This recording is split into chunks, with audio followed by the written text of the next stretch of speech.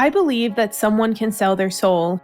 Not in the traditional sense, maybe more like a trade. You give up more than half of your life, your soul or essence in exchange for fame, money, or power. We have talked about some bizarre things on this podcast, but nothing holds a candle to some real-life connections to demons, the devil, or an inferior god. Last episode, we touched briefly upon Crossroads and the 27 Club, young actors who all died at the same age after an instant rise in fame. There are so many other curses that we can talk about, like that of the Kennedy family. They've seen tragedy, death, and misery since their rise to power, and it makes me wonder. To fully understand, well, to put it bluntly, what the fuck is going on here, we need to go back to the beginning, back to the era of the Greek Empire. Their folklore and mythos might hold some answers. Hey guys, welcome back to a brand new episode of the Haunted Detective Podcast. I'm your favorite host and paranormal believer, the Miss Pamela J. Okay. Well, and I am, well, they call me the paranormal Sherlock Holmes. You don't say it right. I'm taking my name back. I'm the Haunted Detective, but everyone calls me the paranormal Sherlock Holmes. And with me is your bestie for the resty, Pamela J. I expel thee with the power of best friend. Well, bestie Kelsey, what are we getting into today? Without further ado, let's open the case file on today's episode of Demonology. Last episode, we briefly touched upon what demonology is and why it's a point of study. It's important to delve past the surface and our present-day understandings of the topic to really grasp what the full meaning is. First, what is a demon? Some people over the centuries have believed that spirits control the annals of the universe. Basically, these higher beings are present in everything we do and experience. They are guardians, so to say. Some of these entities, depending on the society's traditional fate, if not all, I guess, are, well, evil. They have a tendency, if you catch my drift. But in some cultures, demons aren't necessarily all bad. In Korean mythology, they have a trickster spirit called the Dokkaebi, who are occasionally helpful. And in Greek mythology, there are the eudaimons, who are guardians. They were the middleman between the gods and the humans. All in all, it's what creates balance in most religions, which I know we briefly touched upon last week. In the 16th and 17th century, the belief in demons was a big part of society. Medieval culture based it on St. Augustine, who in the 300s to 400s believed that demons and humans' interactions were solely transactional. So they used them for a service. Basically, it was more of like a mutually beneficial transaction. Oh, all right. So you give me your soul, I give you food so you don't die in the plague and the famine. You know it's bad when you have to get a demon's help, you know? Right. I'm about there right now. I mean, what? Wiki how to summon a demon for hypothetical purposes. Is there a wiki how page on that? Fucking probably. Oh my god! How to summon a demon a step by step. Oh my god, we should totally try it. Things you should know. I have it pulled up too. Okay, wait. Method 1. Choosing your demon. Summon Mammon for wealth and financial success. 2. Summon Furcus for power or enlightenment. 3. Summon Bjor for good health. 2. Summoning the demon. Choose something specific to ask the demon for. Many Western occultists are drawn to satanic rituals. Some religions don't view demons as true. What the fuck? 2. Find a quiet place where no one will disturb you. Step number 5 says bind the demon to the mortal world. Damn. Trap that bitch as soon as he gets here. Okay, guys, we need to know in the comments or on our Instagram if you want us to actually... Do you want us to summon a demon together with bestie Kelsey and bestie Pamela? If there's a wiki how for summoning a demon and it literally tells you to trap it here, it just wants the world to be haunted. It wants you. It's praying for your disaster. Wiki wants everyone's downfall. Anywho, Pamela, it's your favorite or favorite topic. Greek mythology. Oh my god, I've been obsessed with Greek mythology since I was a kid. Same. First, there was chaos, the deity whose nothingness was so vast that it stretched across the universe, giving way to no light. Then there was a shift.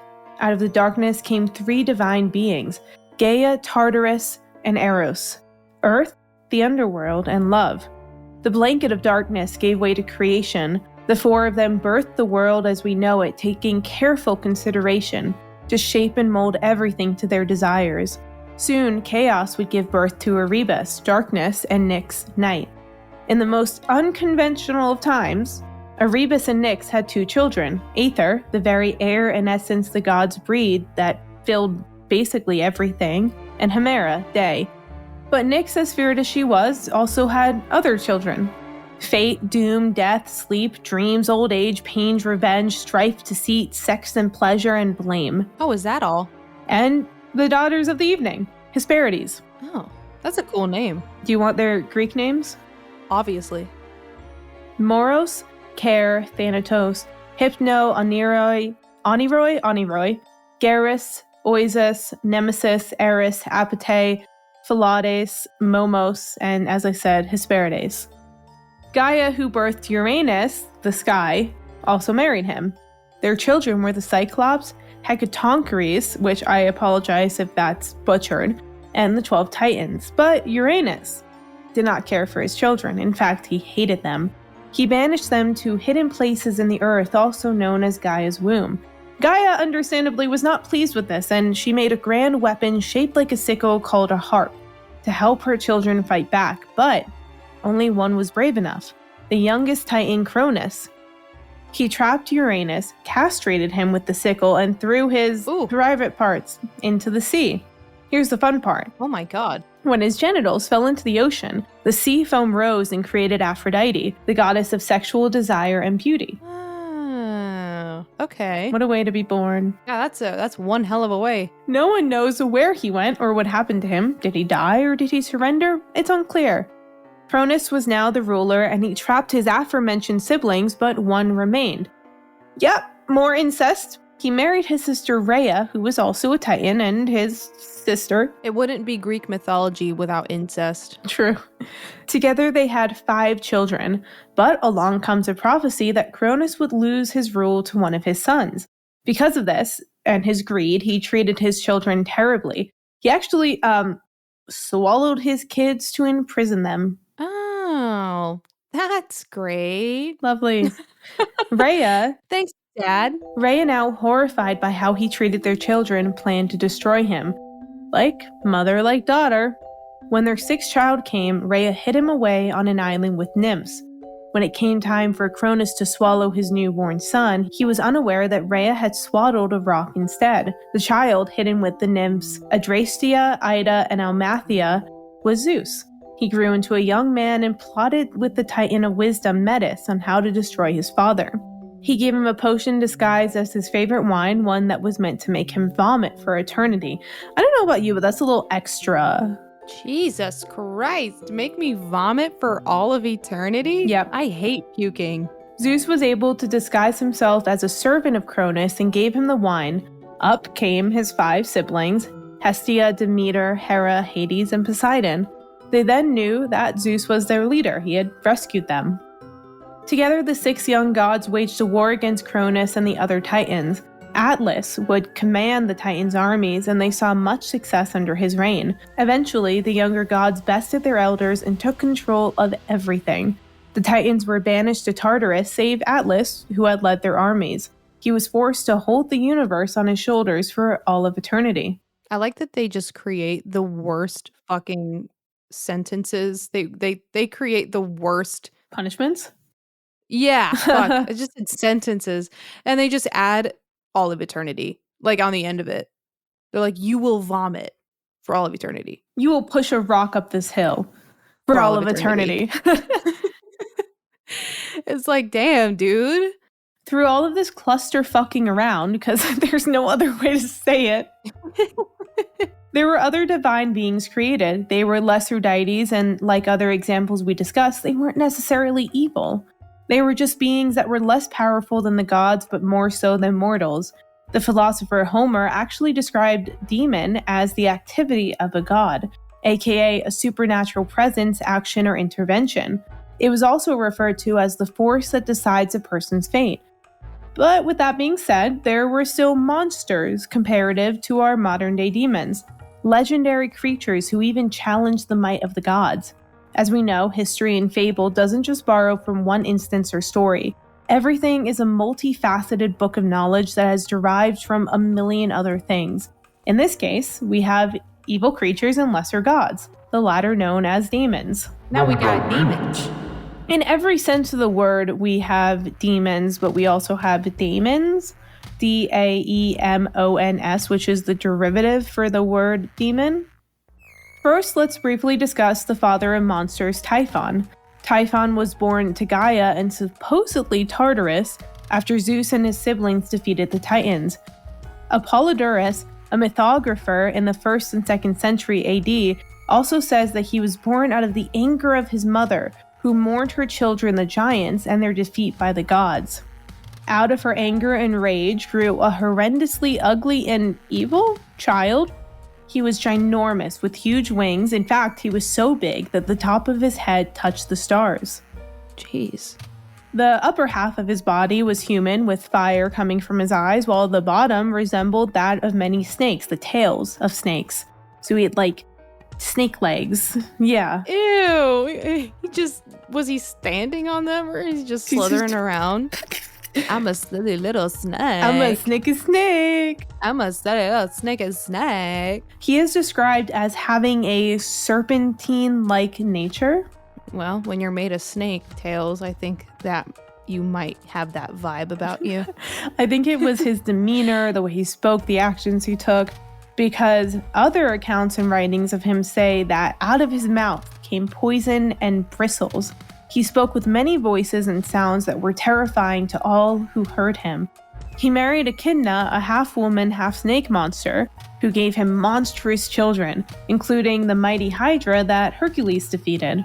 Oh, I know what a Hydra is. Mm-hmm. Thank you, Percy Jackson and the Lightning Thief. Thank you, Disney.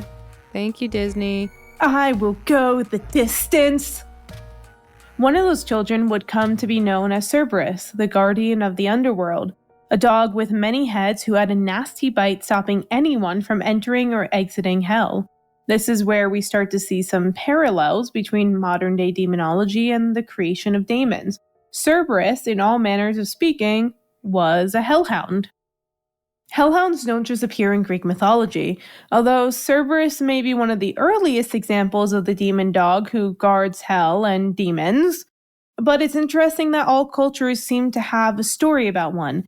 It just makes you wonder what the truth is and if the Greeks spoke to any accuracy in their mythos. I wonder if maybe they thought wolves were dogs at some point, because wolves, definitely wild wolves, could have been seen as maybe demonic to them because they were wild animals. That's just what I think. It seems as though every ancient culture kind of, worshipped them in a sense. So I don't think they would have been scared of them.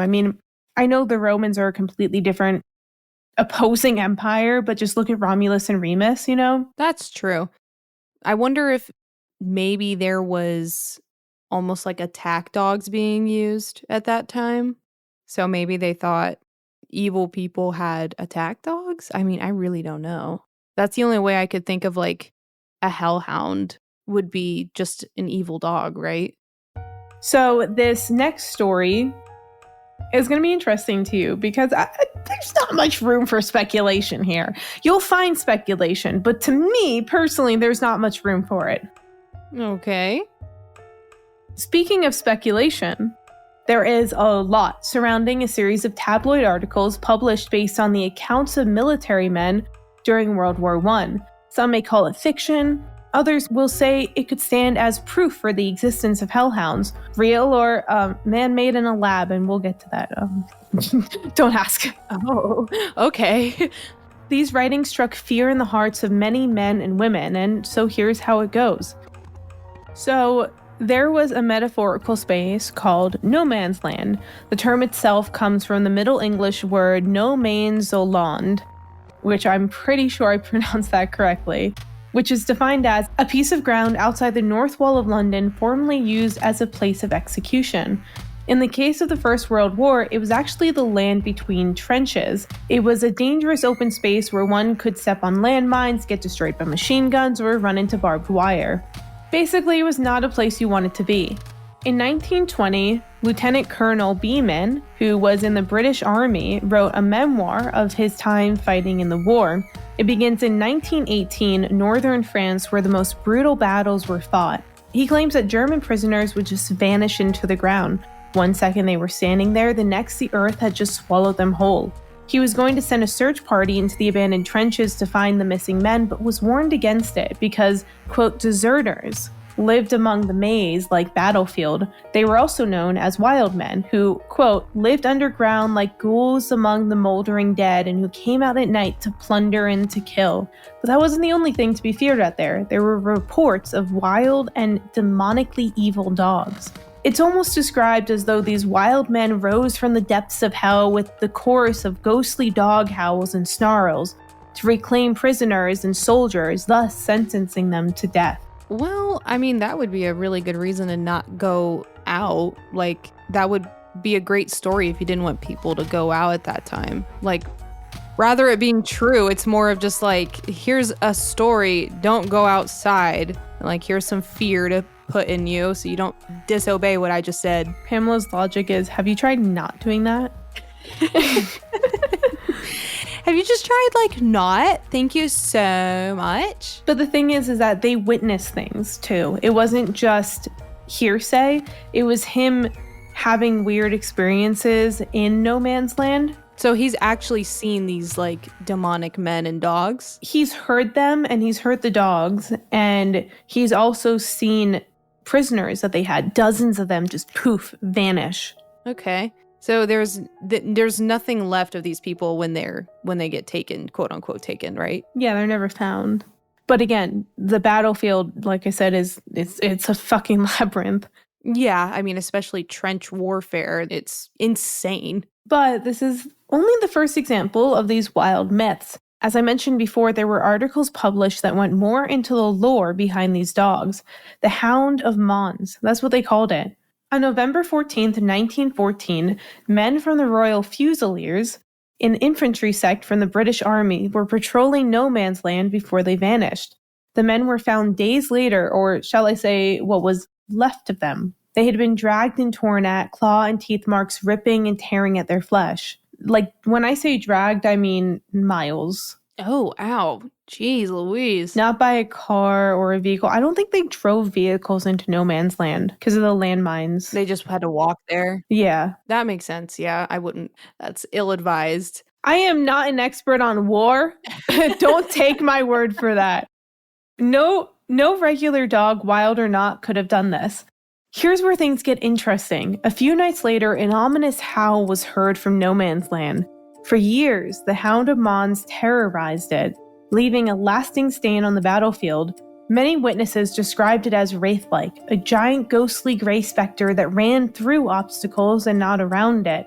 Now, here's where we loop back to the memoir I mentioned. The original article that wrote about this demonic dog was written by a veteran from Canada, F.J. Newhouse. He said that this wasn't a typical demon. It was the product of an experiment done by German scientist Dr. Gottlieb Hoschmuller. Oh, here we go with the experiment. He was trying to develop a weapon that could win the war for Germany. He searched through asylums and found a man who had such a deep hatred for England that he went insane. The doctor took this man back to his lab and removed his brain. He put it into a Siberian wolfhound. They removed his fucking brain? This is all theory. Oh my god. I'm going to emphasize it's theory. So the theory says that they removed his brain and they put it into a dog? A Siberian wolfhound, yeah. Oh, a Siberian wolfhound. Which is a dog. The dog lived and grew in power, strength, and disdain. The same hatred that the man had. Once evolved enough, because I don't know any other fucking word to use. What the fuck? Other than evolved is like a fucking Pokemon. Dr. Hoschmuller let the dog loose on the battlefield. Let the human brain Siberian wolfhound into the trenches. It's a werewolf! Yeah, I mean, technically. I guess it's not half human, half wolf, but it kind of is because its brain is a human, theoretically. There is much speculation to these articles and claims, some going as far as to say that some people listed in the stories were fake and made up, but I couldn't find any verification on anything. I don't know anyone who would be willing to say that they knew for a fact that a human brain was put into a Siberian wolfhound and that same wolfhound was released onto the battlefield and just wreaked havoc. But I've been surprised before. It seems as though Dr. Hoschmuller is only Googleable as per these articles. The doctor's real, right? I believe so, because there's a picture of him. Let's tie everything together now. We have a few main themes so far. Black dogs associated with death and the devil, demons and their association with non-evil entities, but the assumption that their communications with humans were purely contractual. Greek mythology and the beginning of the known classification of demons. And I would like to add, just to backtrack a second, in Greek mythology there is a goddess named Hecate. She's popularly known as the goddess of magic, birth, but the interesting thing is that she's associated with black dogs and therefore death. Why do black dogs get such a bad rap? Black cats do too. I know. It makes me so sad. I'm like, damn, fuck you guys. They're cute little beans. She was actually the goddess who saw what happened to Persephone as she was taken to the underworld by Hades. She went to the gates of hell with Demeter, Persephone's mom, to help her search. Idols and pillars of her called Hecatecia, I just totally butchered that, were placed at crossroads and in doorways for a few reasons. One of which were to keep evil spirits at bay. This is because, much like doorways, crossroads are widely seen as gateways or portals to the other side or to other worlds. Funny how it all connects, huh? A little bit. But portals can also be like trees. Have you seen that? Where the trees are like in a V shape and some of them are like, if they're full of energy or something of that sort, they can be a portal, and like two mirrors are across from each other. It can create like a portal or a vortex. I think the tree thing is Celtic or Gaelic. Oh, is it? I believe so, because from my understanding, that is associated with going into the Fey realm. Oh, I did not know that. I believe. I could be wrong. But crossroads are very different. It's a common theme among many different cultures. Interesting. I wonder, since it's a common theme, I wonder if there's any truth behind it. Wait, you took my question. The fuck? Oh, I did? Hold on. You know, if it's a common theme, I wonder if there's any truth behind it. Wow. It's crazy. I came up with that question all by myself. That's a really good question. Yeah, I know, right? Really I came up with it by myself. Yeah, you're really smart. Thanks. You're welcome.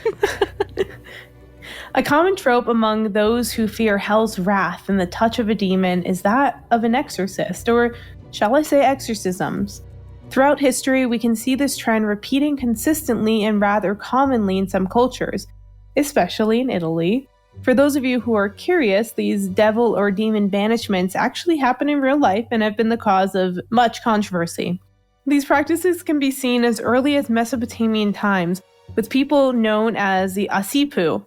And if you have a correction on how to pronounce it, please let me know, because I couldn't find anything. These were priests who were experts in good magic and the art of diagnosing and fighting evil through rituals, incantations, and spells. The word roughly translates to our modern day term for exorcist. So, were they part of the Catholic religion, or was this separate? No, this was Mesopotamia. Oh, that's right. So the Catholic priests just kind of took this over then. Well, there are a lot of other examples too. In the Tanakh, a Hebrew Bible with scriptures from the Torah, Nevi'im, and Ketuvim, there was a man named Eleazar. During the Exodus, when the Jewish people traversed the wilds, he was responsible for the oil, which, for those of you who know Hanukkah, it's, the oil burned for a really long time and it saved their life, yada, yada, yada. He was an important person. He had an important job, but that wasn't the only thing he was known for.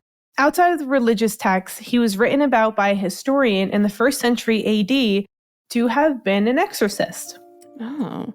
So was he called to people? Like, did people call him, or not call him, but like reach out to him and be like, hey, my loved one is exhibiting signs of possession. Like, can you come over really quick? It's unclear. What I do know is that he drew demons out of people by breathing them in through his nostrils and speaking the name of King Solomon. I'm sorry. Was he sniffing these people, like, intensely? And then the essence of the demon would go into his nostrils, and then he would banish them back to hell by speaking King Solomon, like, you know?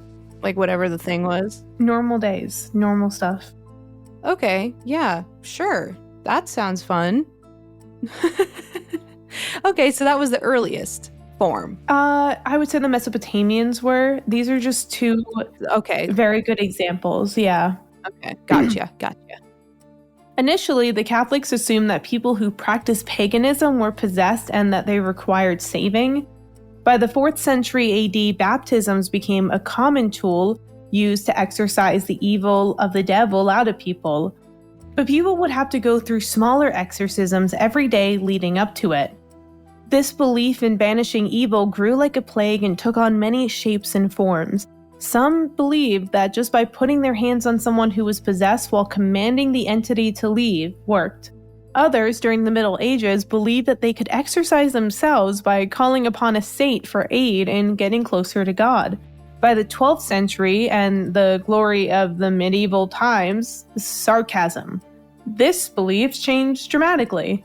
This is when demonology became a widespread knowledge point thanks to St. Thomas Aquinas. He actually took the words of Greek philosopher Aristotle and expanded on them, thus merging a Greek thinker's words into Christian belief. He was by all means of the word a theologist and father of thought in the medieval world. He went on to define a demon as a sinning angel, also known to us as fallen angels. By 1400 AD, the first book on exorcisms would be published, and the rite of an exorcism was officially recognized and sanctioned by the Catholic Church. You know, I find it interesting the language, not language change, but he said a sinning angel, and then it was changed to, or I guess recognized as something different as the fallen angel.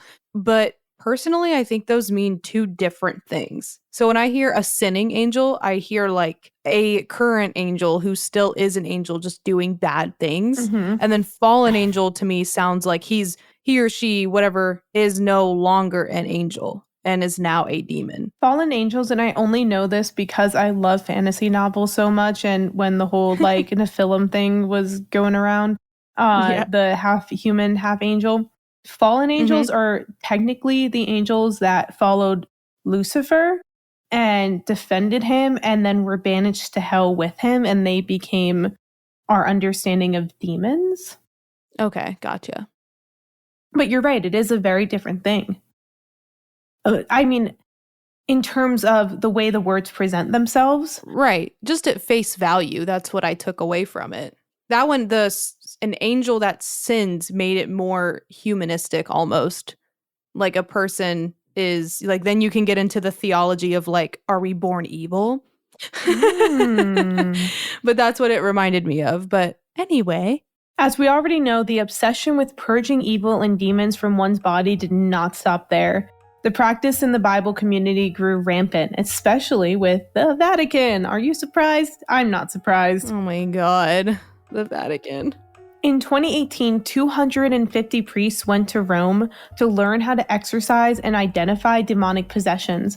This course isn't a first of its kind, though. It started in 2005 and has grown exponentially since then.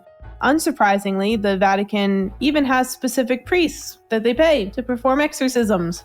Father Gabriel Amorth was one of the more proficient exorcists in the Vatican, and he claims to have performed well over 160,000 of them in his close to 65 years as a priest before he passed away in 2016. Good Lord, that's a lot of exorcisms. Yeah. In 2021, a young woman in northern Italy became randomly violent while in confessions and started using insults in different languages, including Latin. She had been to an exorcist in Verona before her parents brought her to the St. Mary of Mount Baricio church. And when I say parents, I mean her mother. Her dad thought that she needed to see a psychiatrist. That's fair. I can see the dad's point of view on that one. Same.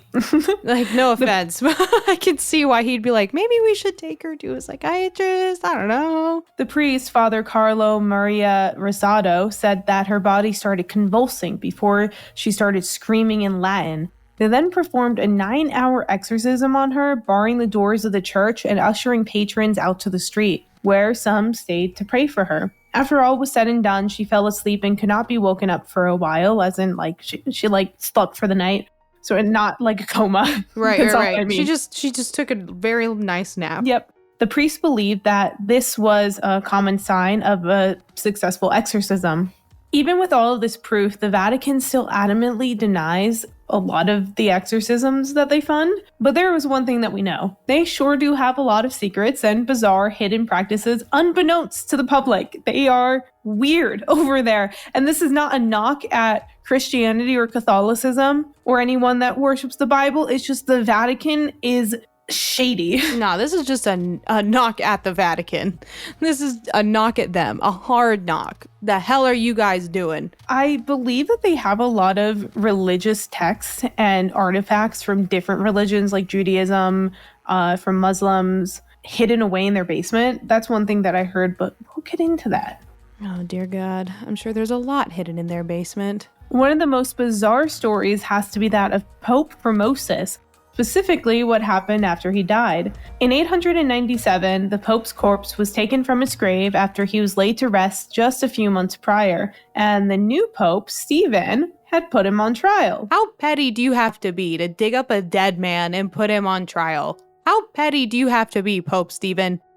Okay, so they dug him up, but what the hell was he on trial for? Well, so let's get a little bit into the meat of it.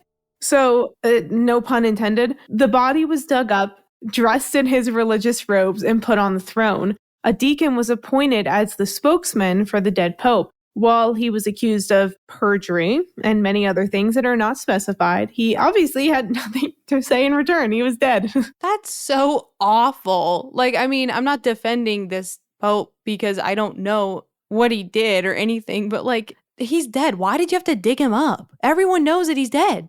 Did you have to provide proof? So the historian George Ives said, quote, "The old man's body, like a monstrous doll, might nod and bend while the attendants supported it, or collapse in a ghastly bundle if they left it alone. But it made no sound, and the deacon would probably be wary in his defense, for there were dark holes nearby other than the speculatures." While the trial was ongoing, there happened to be a giant earthquake, which was then dubbed a sign from God, which, what are the odds? Literally, you have a dead man on trial and you're being petty. Thank you, Pope Steve. And then an earthquake happens. Oh my God. What bigger sign of like, hey, you're being a douchebag right now do you need? That's the biggest sign I think I've ever heard of. Pope Formosus was found guilty, and the acts he took as pope were canceled out. They took off his ornate clothes and robes and replaced them with rags. 3 of his fingers were cut off, the ones that were used for blessings, and he was thrown into the Tiber River. How is that even fair? He can't talk. The dude isn't even alive. He's probably just bone. Like, what do you mean?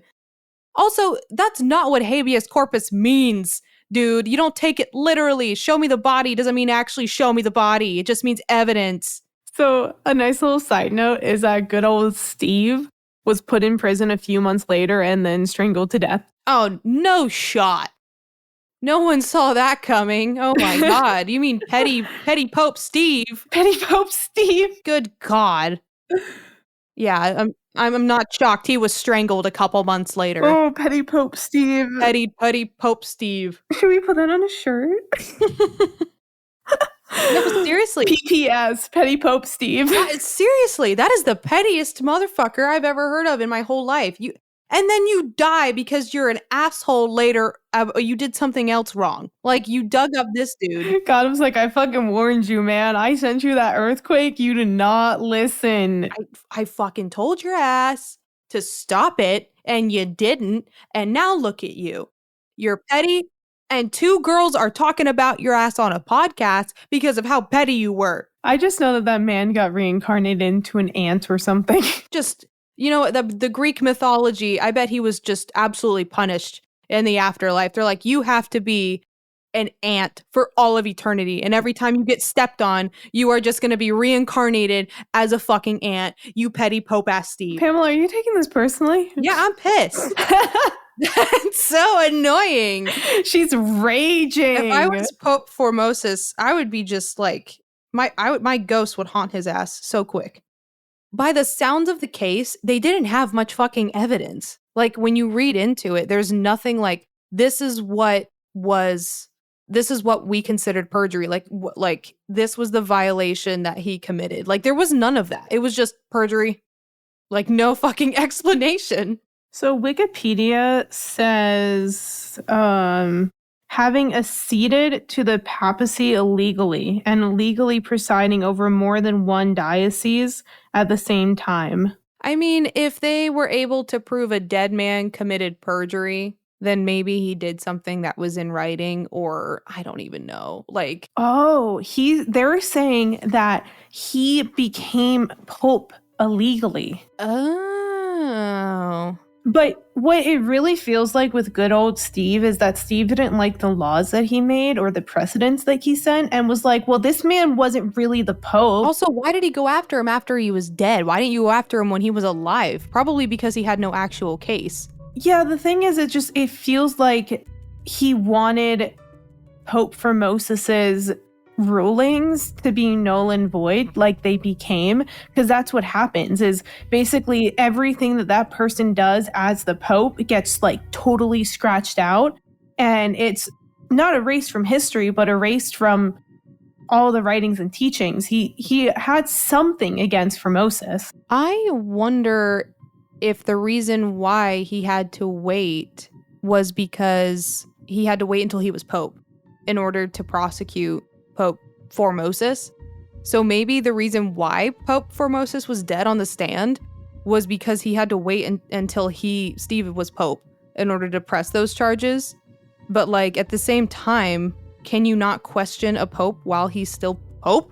Apparently he tried to seize the papal throne while he was alive, but he was already Pope.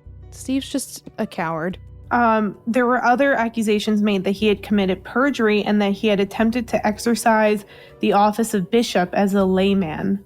These are related to the oath Formosus is said to have sworn before the council at Troyes in 878. Okay, so he was in violation of his oath and possibly became Pope illegally. And canon law, yeah. Okay. But I don't see how you can become Pope illegally because there's such a tedious process of choosing who the Pope is. Yeah. Maybe he lied about something. I mean, if he became Pope illegally, I'm guessing he lied about something while he took the oath or after he took the oath. And Steve knew about that. And so he was like, you know what? Fuck you, Formosus. I'm taking you down, dog. And so when he finally got the chance to, he did. But you took him down when he was dead. Like, he couldn't even fight you back on it. Not to defend good old Steve, but if you think about it, if you really think about it, popes are kind of untouchable. They are pretty untouchable. I mean, any religious figure at the time was untouchable, although it is quoted as, being Pope is almost like a death sentence because it was dangerous at the time. It's like, being the president and having to have Secret Service or right. being a celebrity. Like, in a sense, that is a death sentence, right? It is a dangerous thing to do because you're making laws, you're influencing culture, whatever it might be. So it's possible that Formosus was untouchable and Steve was like, hey, buddy, I'm in power now, bitch. I got you. I caught you. I caught you. I mean, yeah, that could have been it too, but they don't have much about it. There really isn't, there aren't specifications. I mean, there are, you can find what the canon law is. Right. And, part of that is being a heretic, a liar. It's like really any sort of sin, right? Yeah. Is defying the canon law. So it's just, there are so many questions. I'm not, a theologist, but it's interesting. There have been a lot of popes accused of crimes. I mean, there's a whole list here. Popes are also seen as men of God. So it's hard to I'm guessing that it's probably hard to push an accusation of that sort. So Pope Sergius III, he was pope from 904 to 911 AD, who killed his predecessors, bribed and threatened bishops, and fathered illegitimate child. That's coming from the Washington Post. Did he get reprimanded? Someone called him a historian named Caesar Baronius, said that he was a monster and basically worthy to be put to death. Yeah. And then another one who became pope when he was 18 in 955 AD. Oh, geez. He was a slut. Oh. The 18-year-old pope was a hoe. He also spent a lot of time creating controversy and like tension with other factions. Oh, so he talked shit and dated. And didn't pray enough. Oh, okay.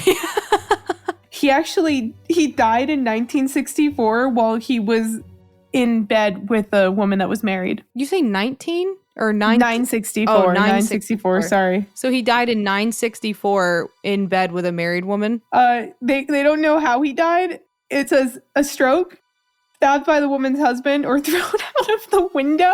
They have no idea. Depending on which account you believe. So he just raised hell while he was pope. But like he just had a lot of sex, man. I don't know. Good for him. He was a flirty dude. So Pope Boniface from 1294 to 1303, he was seen as destined for the 8th circle of hell in Dante's Inferno. Oh. For the sin of simony. Again, this is all coming from the Washington Post. The sin of simony? Selling religious sacraments and holy offices. Oh, he took bribes. Wow.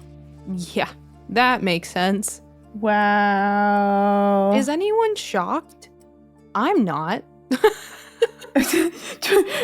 Pope Paul, I think this is the 8th IV. He was pope from 1555 to 1559. He was a narcissist. Damn. He had statues of himself put up like everywhere in Rome. He's like, please give me a moment. I need to pray to myself. Thank you so much. Oh, he also took away Michelangelo's pension. What? And started book bannings. He made begging illegal. He also hated Jews. Oh my God. He confined them to a ghetto and made them wear yellow hats whenever they left and ordered dozens burned at the stake. Okay, so that guy was a grade A asshole. Wow. Like I said, I'm not shocked by any of these popes. Oh my God, he was so hated.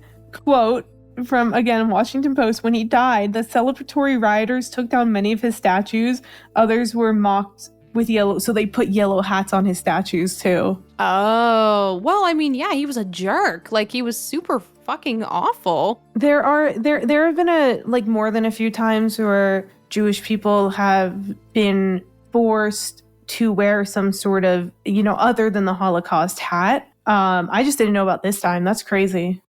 Again, this is not to knock anyone's religious beliefs or anything. This is just the Vatican. It's the Vatican. They're full of dark secrets and scary shit. Who's your favorite pope? Mine is the one that had spent his reign having lots of sex. Yeah, I'd have to say the 18-year-old pope he was a fucking hoot and a holler. The pope that we have right now, again, I'm not of a Bible religion, but he's great. I like him. He's a real G. I know nothing about the current pope. He's very progressive. Oh, that's good. From what I understand. But anyways, I know we mentioned some secrets that the Vatican might have, and we briefly touched upon exorcisms, but I'm sure that you guys have a lot of questions, as do we. What secrets is the Vatican really hiding? And what's happening among their walls? If I were a fly on a wall, I would choose to be that in some secret rooms or offices in the Vatican. Oh, absolutely. There's some fuck shit happening and I need to know about it. I gotta know. Well, anyways, without further ado, next episode, we're going to be talking about the secrets of the Vatican and some more real life examples of exorcisms.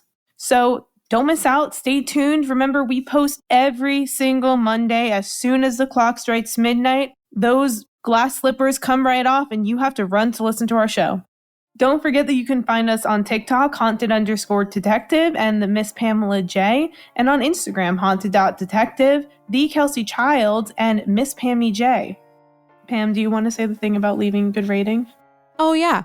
And if you like the show, or if you want to hear something different, or if you have some feedback for us, leave us some comments either on our Instagram or TikToks, or give us a rating on iTunes. But if you like the show, give us a good rating. It helps us and it lets us know that you want to hear more. It gives us a better chance to bring better and better seasons to you with funding and, bring a Patreon or even do live events, because that all costs money and we're not making any. But yeah, we love you guys. So give us some love back and we'll see you next time. Okay, bye. Bye.